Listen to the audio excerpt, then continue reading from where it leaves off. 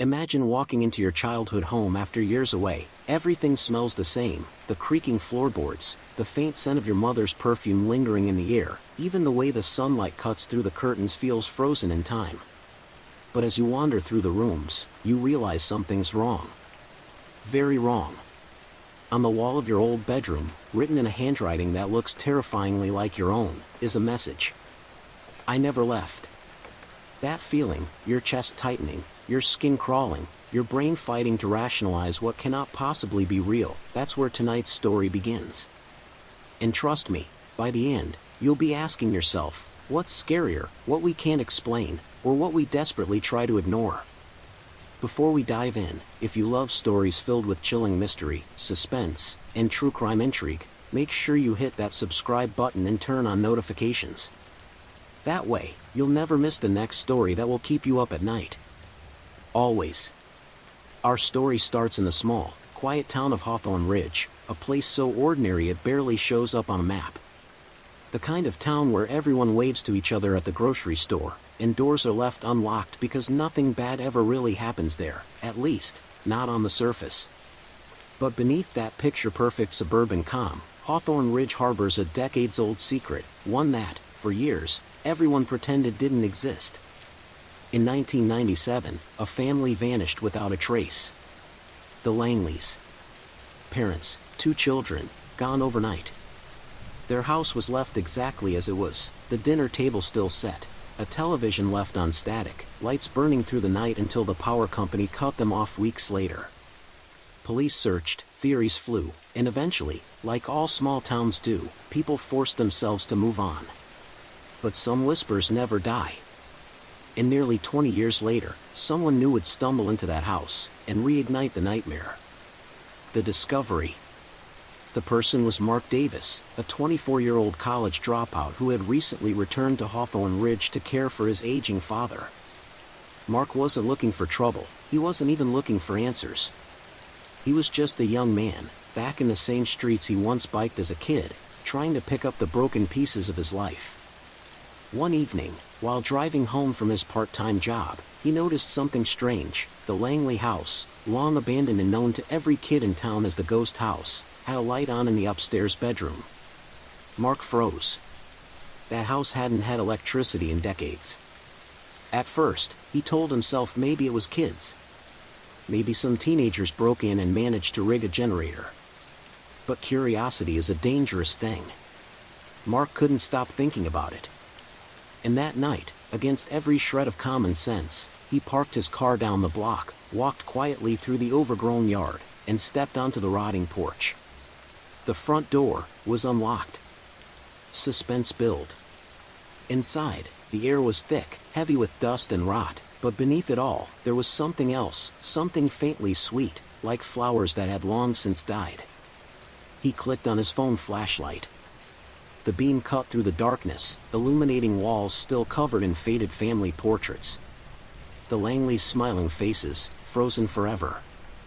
He whispered to himself, this place should not feel alive.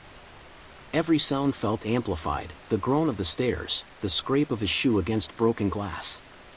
He climbed carefully toward the second floor, where that impossible light had been glowing. When he reached the bedroom, his heart nearly stopped. On the wall, scrawled in fresh ink, were those words. I never left. And beneath it, a handprint. Small. Like a child's. If your heart's racing right now, you're exactly where you need to be. Make sure you stick around to the very end, because the truth behind the Langley house isn't just unsettling. It's something that will crawl under your skin and stay there. Escalation of the mystery. Mark stumbled back, his mind reeling. He knew what this meant, or thought he did. Someone had been inside this house. Someone was still inside. He spun around, shining his phone light into the hallway. Empty. Too empty. But then, footsteps. Slow. Deliberate. Coming from the floor above. Mark's instinct screamed at him to run. But another part of him, that same dangerous curiosity, held him in place. Because if someone was up there, if someone was writing on these walls, then maybe, just maybe, he'd stumbled onto the answer to the mystery that had haunted Hawthorne Ridge for 20 years. So, trembling, he began to climb the final set of stairs. The closer he got, the colder the air became. His breath fogged in front of him, like he'd stepped into a freezer. And then, halfway up the staircase, the footsteps stopped. Silence. Mark froze, his body refusing to move.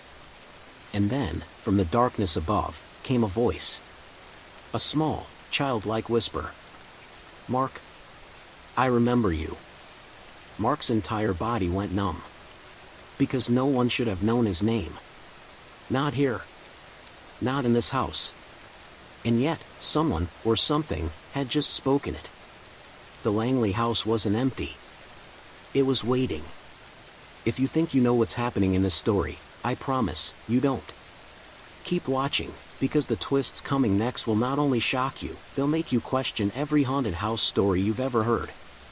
Mark's hand gripped the banister so tightly his knuckles whitened. His heart hammered against his ribs, and his phone light shook with every nervous breath. The whisper still echoed in his head. "Mark, I remember you." He wanted to believe he misheard it, that maybe it was the wind slipping through the cracks in the house, or his stressed mind playing tricks. But deep down, he knew what he heard. And that was the most terrifying part. Because whoever, or whatever, was upstairs, it knew his name. Mark's backstory layered in. Here's the thing, Mark had been in this house before. When he was just 8 years old, before the Langley family vanished, his mother would sometimes bring him over to play with the Langley kids, Anna, who was 7, and her little brother Ethan, who was 5. They weren't close friends, but Mark remembered the house. The smell of fresh cookies in the kitchen. The way Ethan would build Lego towers and knock them down with a laugh. And he remembered Anna, quiet, almost shy, but with the kind of stare that felt like she was always thinking something far deeper than a kid her age should. And then one day, they were gone. The police searched, the community prayed, and kids whispered scary stories about the house for years. But in Mark's memory, the Langleys weren't just a ghost story. They were real. They were people he had known. So when that voice upstairs spoke his name, his blood ran cold. Suspense built, the upstairs. Mark forced his legs to move, step by step, until he reached the top floor. His phone flashlight swept across the hallway. The wallpaper peeled in long, curling strips. The ceiling sagged in places where water damage had eaten through. Dust floated thick in the air, sparkling faintly in the beam. And at the end of the hall, one door was slightly ajar. A faint glow, blue, cold, unnatural, spilled from the crack. His body screamed to turn back. But something inside pulled him forward. Slowly, he approached the door and pushed it open. Inside was a bedroom. And Mark recognized it instantly. It was Anna's old room. Except now, the once pink walls were gray and crumbling. The furniture was toppled and broken. But on the floor, illuminated by that eerie blue light, was something impossible. A circle, drawn in chalk. Inside the circle sat toys, Ethan's Lego bricks, a stuffed bear, a cracked porcelain doll. And in the center of it all, a child's notebook. The notebook discovery. Mark crouched down, his hands trembling as he picked it up. The cover was worn, the pages yellowed, but the handwriting inside was unmistakably that of a child. The first page read, "If anyone finds this, we're not gone. We're still here." His breath caught. He flipped to the next page. "The man in the walls won't let us leave." The entries went on, scribbled with increasing desperation. Drawings of dark figures with long, stretching arms. Pages where the same words were repeated over and over, like a mantra. "Don't look at his face. Don't look at his face." And the final page was the worst. "If I disappear, it means he took me. He said he would come for me first." It was signed, Anna Langley. Interruption, the noise. The air in the room shifted. Mark's stomach turned as the temperature dropped sharply. His breath clouded in the beam of his light. From somewhere inside the walls, he heard it. Scratching. Slow. Deliberate. Like fingernails dragging across wood. The sound crawled across the wall, down toward the floorboards, then stopped. Silence. Mark's light darted around the room, his panic rising. And then, from directly behind him, came that same childlike whisper. "You shouldn't be here, Mark. If you're on the edge of your seat right now, you're not alone." But here's the thing, what happens next only gets darker. Stick with this story, because the deeper we go, the closer we get to uncovering a truth Hawthorne Ridge was never meant to know. The encounter. Mark spun around, his phone light shaking wildly. The room was empty. But when he turned back toward the chalk circle, his stomach lurched. The toys had shifted. The Lego tower that had been toppled moments ago was now standing tall again.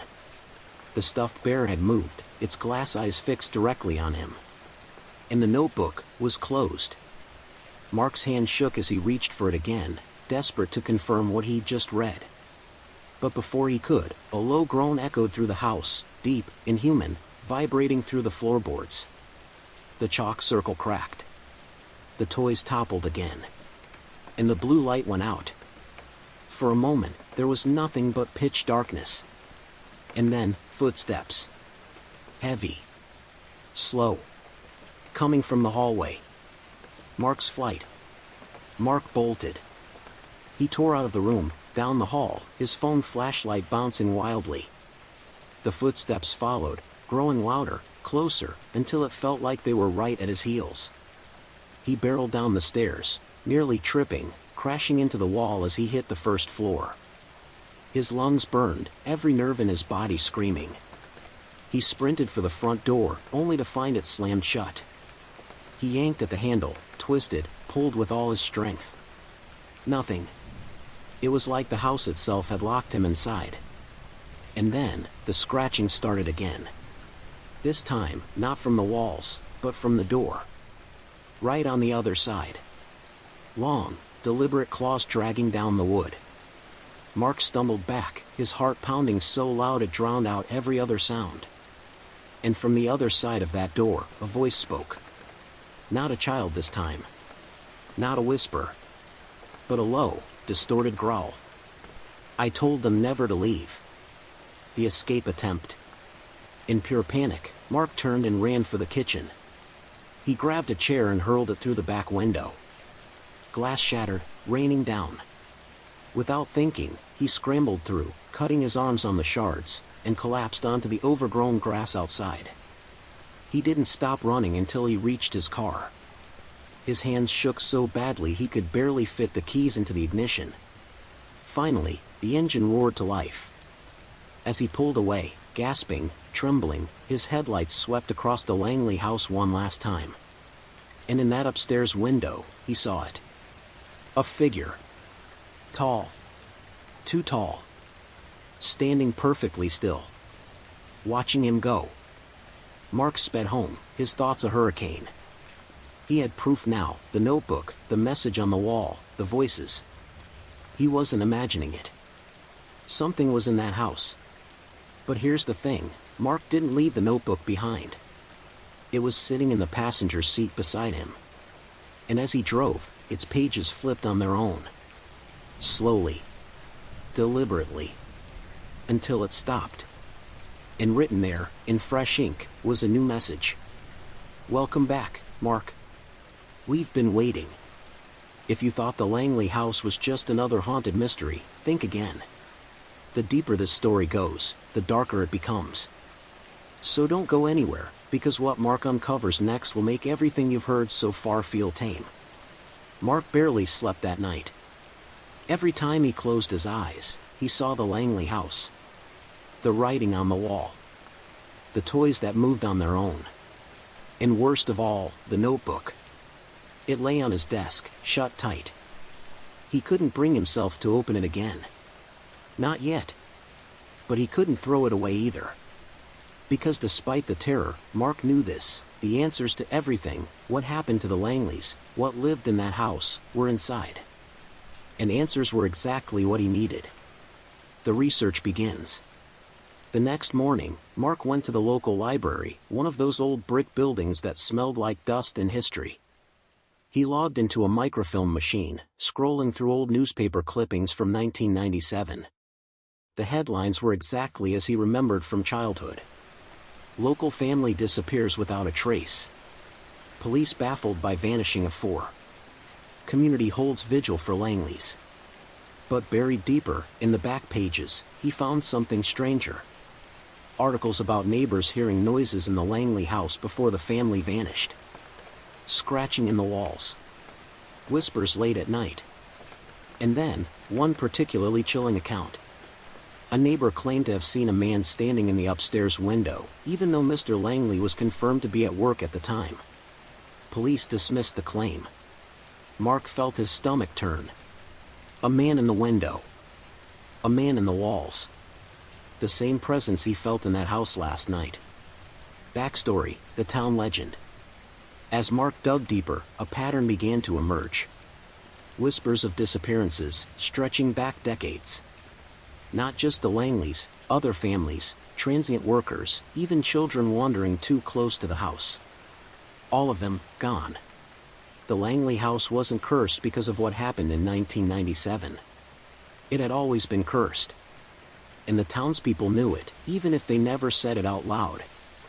They called it the Watcher. A figure that lived in the walls of certain houses, moving from family to family, feeding on them until there was nothing left. And now, Mark realized with a shiver, it knew his name. Suspense build, the notebook again.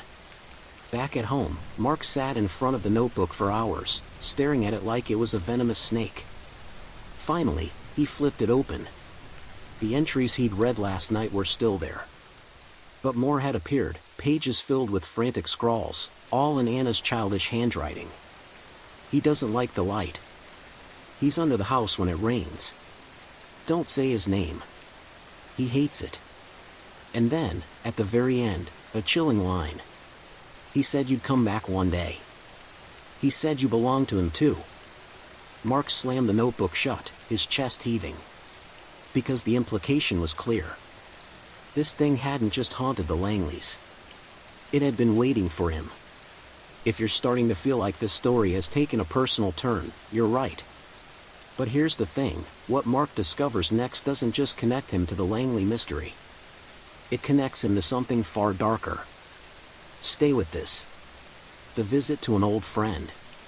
Mark needed answers from someone who had lived it.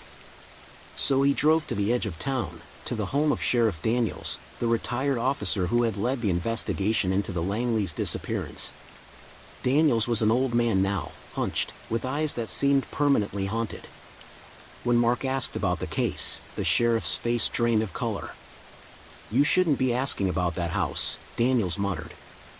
"We all learn the hard way, some things you don't poke at." But Mark pressed.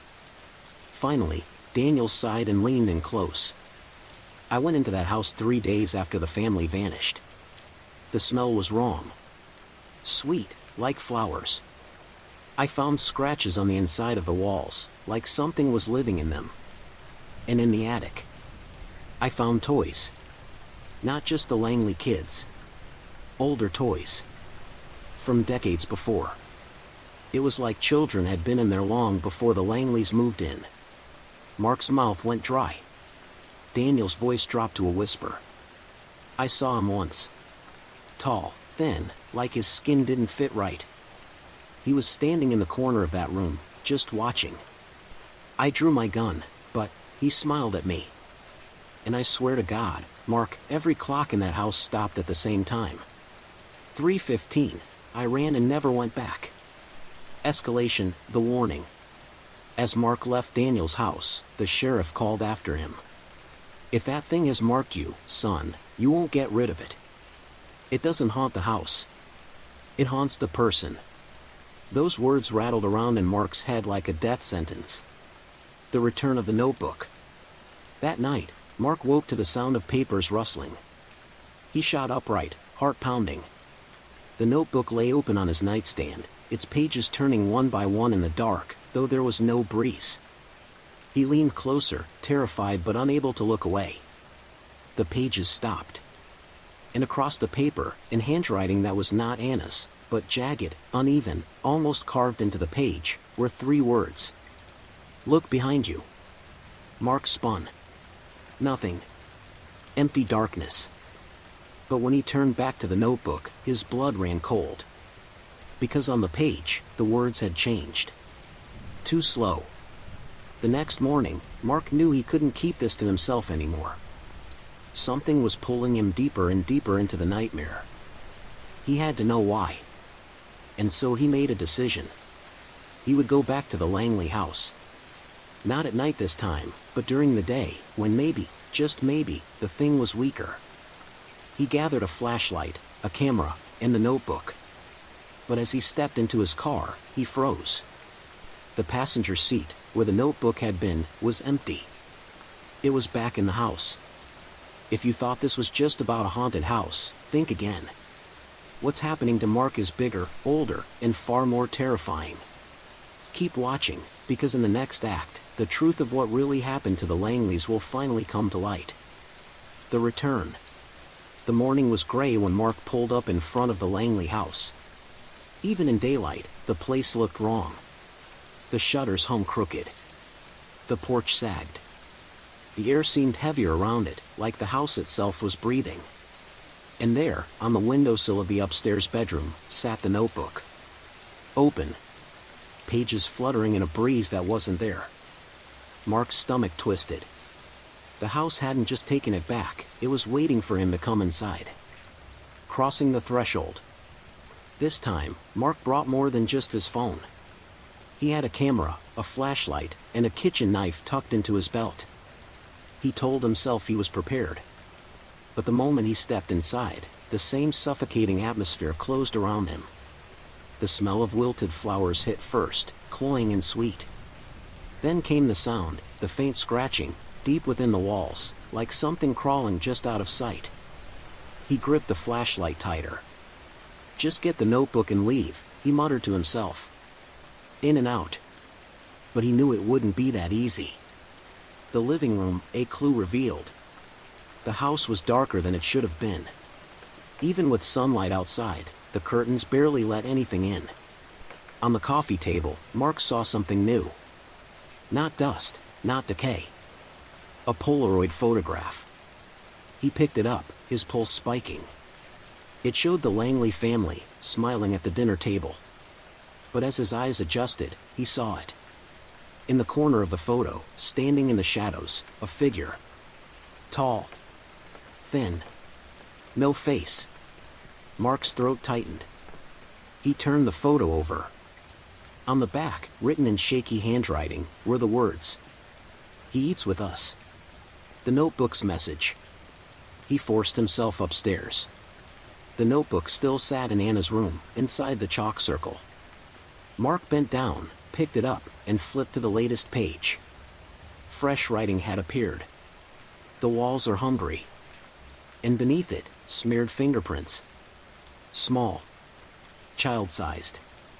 Mark's breath caught. He realized what the chalk circle really was. It wasn't a game. It was protection. Anna had drawn it to keep him out. But then the chalk line cracked beneath his feet. And the scratching grew louder. The collapse into the walls. The floor shuddered violently. Mark staggered back, his flashlight beam jerking. Plaster rained from the ceiling.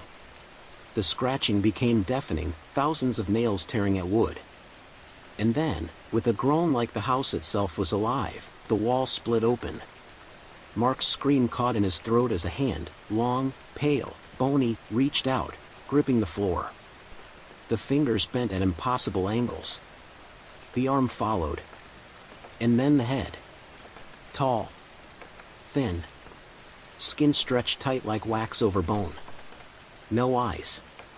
Just a mouth, curling into a smile too wide to be human. The Watcher. Suspense, the chase. Mark bolted, notebook clutched against his chest. The thing crawled out of the wall behind him, its limbs snapping as it moved, too fast, too wrong. He sprinted down the stairs, his flashlight beam bouncing wildly, hitting broken furniture and peeling wallpaper. Behind him, claws scraped wood, dragging, tearing. Mark dove into the basement, the only place left. He slammed the door shut and pressed his weight against it, heart thundering. From the other side came slow, deliberate footsteps. Then silence. And then, laughter. High-pitched. Childlike. If you think you'd survive in Mark's place, think again.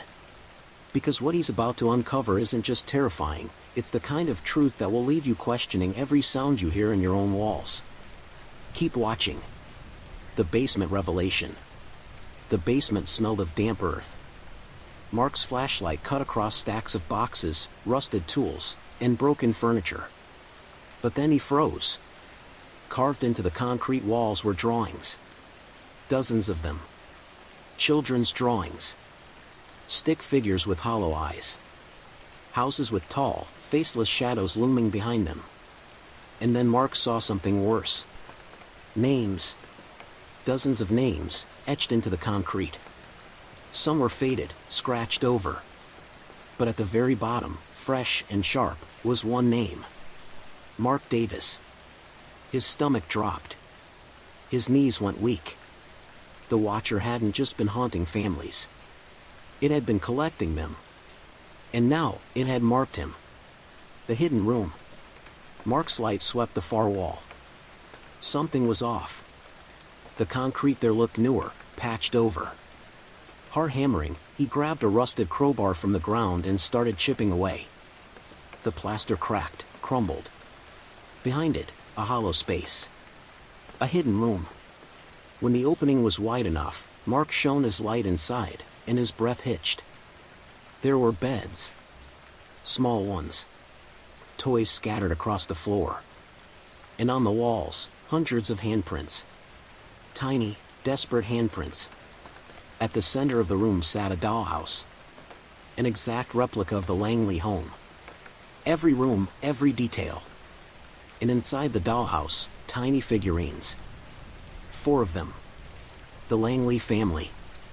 Mark reached out, trembling, and picked up the father figurine. The moment he did, a cold voice whispered right into his ear. Now there are 5. The attack. The basement door exploded open.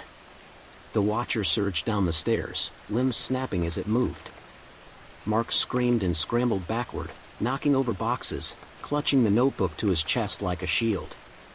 The thing moved with jerks and spasms, its body folding in ways bones shouldn't allow. Its mouth split wider, revealing rows of needle-like teeth. "Why are you here, Mark?" it hissed, its voice layered, like dozens of whispers speaking at once. Mark's flashlight flickered. The dollhouse rattled. The handprints on the wall seemed to press outward, as if the children inside were trying to escape. And then, the notebook in his hands burst open. Pages flipped violently until it landed on a fresh message. "Say his name." Mark froze. His throat tightened. He didn't know the Watcher's name, no one did. But if the notebook was right, maybe that was the only way to stop it. The Watcher loomed closer, its breath icy, its face inches from his. Mark's lips trembled. He opened his mouth. And everything went black. If you thought this was the climax, you're wrong.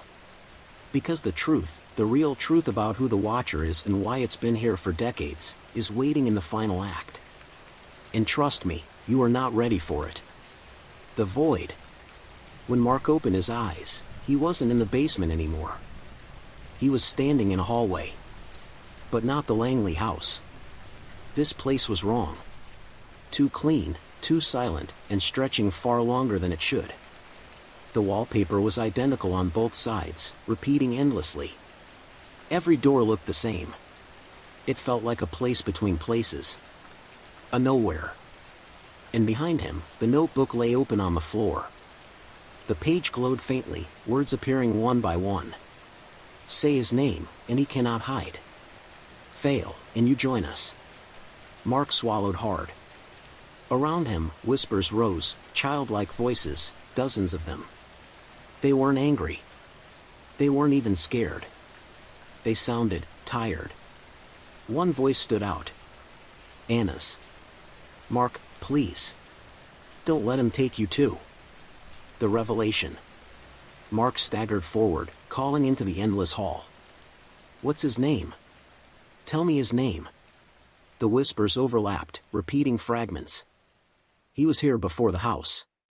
He lived under the earth. He listens through the walls. He has no face. Only names he steals. Mark realized the horrifying truth: the Watcher didn't have a name of its own. It took names. Consumed them. That's why it knew his. That's why Anna had warned, don't say his name. Because saying a name gave it power. And Mark was about to give it his forever.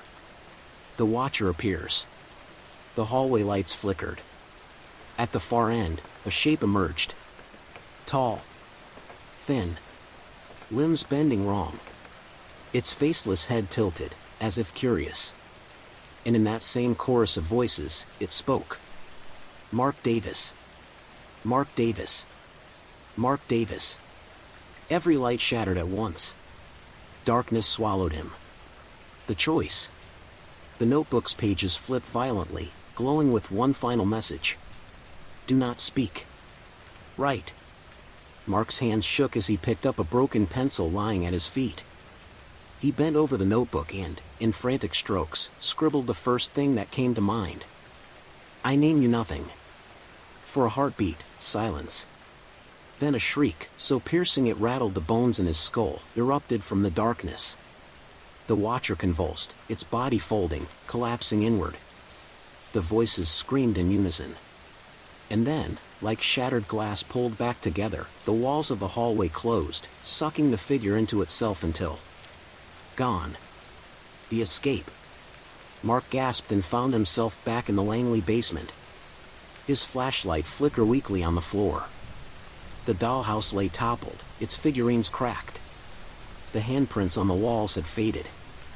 For the first time since stepping foot inside, the house was silent. Shaking, Mark stumbled upstairs and out the front door. The sunlight hit him like a flood. He dropped to his knees in the yard, clutching the notebook, sobbing with relief. But the moment was short-lived. Because when he opened the notebook one last time, the final page was no longer blank. It read, You named me. Nothing is still something. The lingering haunting. In the weeks that followed, Mark tried to return to normal life. He avoided the Langley house, avoided the roads that passed near it. But normalcy never returned. At night, he would wake to scratching in his walls. To laughter in the vents. To whispers that grew louder every day. And the notebook? No matter how many times he burned it, shredded it, or buried it, it always reappeared. Waiting. The last entry changed every morning. Sometimes it said his name. Sometimes it simply read, You belong to the walls. If this story left you with chills crawling up your spine, then you know you're in the right place. Subscribe, hit the bell, and stay with us, because there are always more mysteries, more darkness, and more stories that were never meant to be told.